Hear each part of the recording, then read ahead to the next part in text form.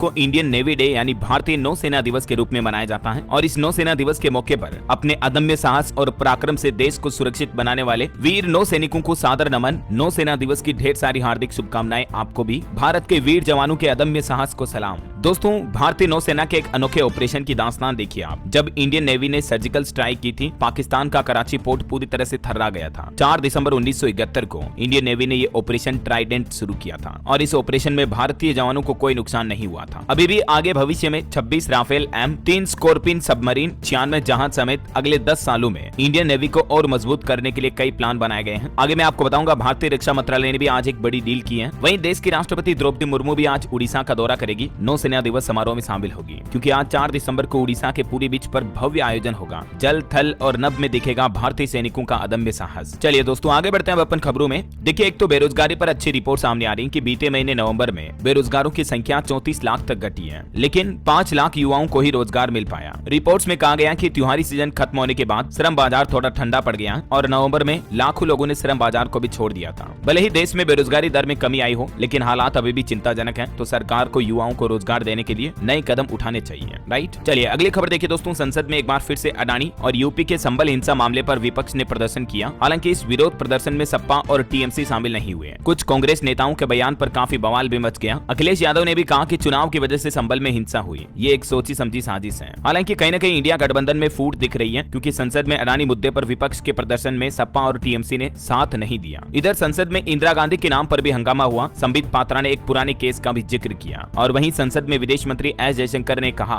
कि भारत और चीन के रिश्तों में मामूली सुधार हुआ है। पूर्वी लद्दाख में सेनाएं पीछे हटी, लेकिन एलएसी के कई इलाकों में अभी भी विवाद चल रहा है। और दोस्तों, संसद में महंगाई के मुद्दे पर भी विपक्ष ने आवाज उठाई। आलू की बढ़ती कीमतों पर भी बवाल खड़ा किया। बंगाल झारखंड के विवाद और हड़ताल पर गए व्यापारियों का मुद्दा भी उठा। किसान भाई लोगों को लेकर भी एक बड़ी चौंकाने वाली रिपोर्ट सामने आ रही कि कर्ज में दब रहे हमारे देश के किसान। बीते 5 साल पहले देश भर के किसानों पर कुल 14 लाख करोड़ का ऋण था, लेकिन वो ऋण अब बढ़कर 25 लाख करोड़ रुपए के पार पहुंच चुका है। यानी देश में किसानों द्वारा लिया जाने वाला कर्ज लोन लगातार बढ़ता जा रहा है। तो सरकार को इस मुद्दे पर भी जरूर सीरियसली विचार करना चाहिए। देखिए, पीएम मोदी के प्रधान सचिव का तो ये कहना है कि विकसित भारत के लिए छोटे किसानों की आय बढ़ाना बहुत जरूरी है। उन्होंने कहा कि कृषि पर ही इनका वर्चस्व शामिल है। वहीं पार्लियामेंट के राज्यसभा में तेल क्षेत्र संशोधन विधेयक भी पारित हुआ। पेट्रोलियम और गैस सेक्टर में निवेश को इससे बढ़ावा मिलेगा। और देश के वित्त मंत्री निर्मला सीतारमण ने बैंकिंग कानून संशोधन विधेयक 2024 को भी लोकसभा में पेश किया और वित्त मंत्री ने बताया कि इस कानून से क्या क्या लाभ होंगे। पहला लाभ तो यह होगा कि अब आप एक ही बैंक खाते में 4 नॉमिनी जोड़ पाएंगे। बैंकिंग अमेंडमेंट बिल 2024 लोकसभा से पास हो चुका है। अभी तक हम एक बैंक खाते में एक ही नॉमिनी जोड़ सकते हैं, राइट, लेकिन अब एक बैंक अकाउंट में आप 4 नॉमिनी जोड़ पाएंगे। जैसे आप अपने परिवार के भाई बहन, पति पत्नी, रिश्तेदार को भी नॉमिनी के रूप में जोड़ पाएंगे। इसके अलावा भी इस बैंकिंग अमेंडमेंट बिल में कुल 19 संशोधन प्रस्तावित किए गए हैं। आम आदमी को कुल मिलाकर दोस्तों कई फायदे होंगे इस बिल से। कुछ और डिटेल आप देख सकते हैं जानकारी। इसके जरिए अनक्लेम्ड अमाउंट को भी उसके सही उत्तराधिकारी तक पहुंचाया जा सकेगा। और विपक्ष में काफी हंगामा होने के बाद लोकसभा अध्यक्ष ओम बिरला ने भी सदन के सदस्यों को चेतावनी दी और कहा कि अगर स्थगन जारी रहा तो रविवार को भी होगी सदन की कार्यवाही, क्योंकि पिछले 6 दिनों से संसद का शीतकालीन सत्र सुचारू रूप से नहीं चल पा रहा है ना। तो ये कुछ देश की संसद में सरकार का माहौल चल रहा है। और चलिए अगली खबर देखिए आप। देश के प्रधानमंत्री नरेंद्र मोदी ने चंडीगढ़ का दौरा किया। यहाँ गृह मंत्री अमित शाह भी बोले कि हमें गुलाम क्रिमिनल सिस्टम से छुटकारा मिला। अगले 3 साल में पूरे देश में लागू हो जाएंगे नए आपराधिक कानून। चंडीगढ़ में पीएम मोदी ने भी कहा कि अब तारीख पर तारीख के दिन खत्म हुए हैं। भ्रष्टाचार में कानूनी कार्रवाई की अड़चन भी दूर होगी। ये 3 नए कानून लागू करने की समीक्षा भी की। जो आपको पता होगा, कुछ दिनों पहले सरकार की तरफ से जो ये तीनों आपराधिक कानूनों में संशोधन किया, तो इसको लेकर प्रधानमंत्री ने बातचीत की चंडीगढ़ में। उन्होंने कहा कि जो अंग्रेजों के जमाने के कानून थे, तो अंग्रेजी कानूनों का मकसद भारतीयों को गुलाम रखना था। चलिए अगला अपडेट आ रहा है दोस्तों। जीएसटी कलेक्शन पर एक रिपोर्ट देखिए कि सरकार का जो 75% जीएसटी कलेक्शन होता है ना, वो साबुन, तेल जैसी रोजमर्रा की चीजों से होता है। मतलब आम लोगों के लाइफ में डेली इस्तेमाल की जाने वाली चीजों के जरिए, क्योंकि इन पर सरकार लगभग 18% तक टैक्स वसूलती है। खुद लोकसभा में वित्त मंत्रालय की तरफ से इस बात की जानकारी दी गई। वैसे जीएसटी को लेकर कुछ रिपोर्ट भी आ रही है। देखिए, गुजरात में 4 साल में जीएसटी चोरी के 12,800 से ज्यादा मामले दर्ज किए। 101 लोग गिरफ्तार भी हुए। और जो लोग ब्रांडेड महंगे कपड़े पहनने के शौकीन हैं, तो जरा ध्यान दें, लग्जरी आइटम्स महंगे हो सकते हैं जल्द ही, इसी महीने दिसंबर में, क्योंकि जीएसटी रेट्स में इजाफा यानी बढ़ोतरी हो सकती है। और आपका सिगरेट पीना भी महंगा हो सकता है। 7 रुपए तक सिगरेट, गुटखा, तंबाकू, इनके रेट्स बढ़ सकते हैं। और भी कोल्ड ड्रिंक वगैरह, सिगरेट और टोबैको प्रोडक्ट्स महंगे हो सकते हैं, क्योंकि सरकार जीएसटी को 28% से बढ़ाकर इन पर 35% करने की तैयारी कर रही है। मतलब एक नया ही जीएसटी स्लैब बनाया जा सकता है। है, तो इस वजह से ये तंबाकू सिगरेट वगैरह महंगे हो सकते हैं। अब दोस्तों इसी महीने 21 दिसंबर को जीएसटी काउंसिल की मीटिंग होगी और उसमें ये फैसले लिए जा सकते हैं, ऐसी मीडिया रिपोर्ट्स तो आ रही है। हालांकि मीडिया में चल रही इन खबरों पर सीबीआईसी ने भी एक क्लेरिफिकेशन जारी किया और कहा कि जीएसटी दर बदलाव वाली खबरें अभी अटकलें हैं। परिषद ने ऐसा कोई विमर्श नहीं किया है। सीमा शुल्क बोर्ड की तरफ से स्थिति साफ की गई। केंद्रीय अप्रत्यक्ष कर और सीमा शुल्क बोर्ड ने इस संबंध में एक ट्वीट भी किया, ये देख सकते हैं आप उनके द्वारा जारी नोटिस भी। चलिए अगली खबर देखिए। अमेरिकी प्रतिबंध के जवाब में चीन ने भी एक बड़ा फैसला लिया, चिप बनाने वाली कई चीजों के निर्यात को रोक दिया है। भारत के विकास दर पर भी एक रिपोर्ट आ रही है कि मॉर्गन स्टैनली ने भारत की जीडीपी ग्रोथ का अनुमान घटाया। वित्त वर्ष 2025 के लिए 6.7% से घटाकर 6.3% कर दिया, क्योंकि अभी हाल ही में बीती तिमाही के जो जीडीपी ग्रोथ रेट आई जो कि काफी घट गई, 5.5% से भी अंदर आ गई, तो उसके बाद ये मॉर्गन स्टैनली ने इंडिया की ग्रोथ रेट भी घटाई है। वहीं दोस्तों बजट 2025 पर भी एक रिपोर्ट सामने आ रही है कि केंद्रीय कर्मचारियों और पेंशनर्स को बड़ी राहत मिल सकती है। बजट में 18 महीने का डीए और एरियर भी दिया जा सकता है। 1 फरवरी 2025 को बजट पेश होगा,